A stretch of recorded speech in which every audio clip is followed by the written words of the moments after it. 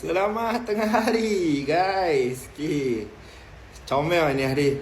Ada satu customer mai tanya loan 15 hari bulan lah. Dia tanya ada minta dokumen tak. Ada bagi tahu lah dokumen yang diperlukan. Lepas tu hari ni dia chat sama I. Okay.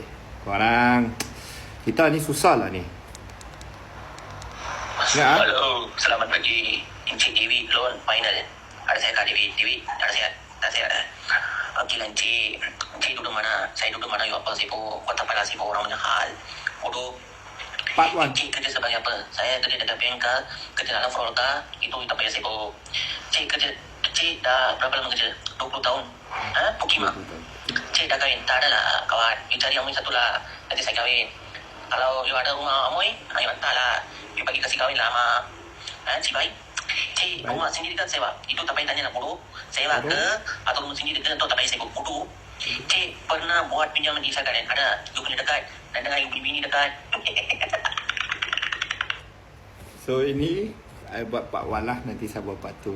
Korang, I tak tahulah ada orang mental buat macam mana. Tapi saya tak marah lah. Okay. Rasa kita apa nak marah apa pun biar sajalah. Okay. Continue part 2 guys.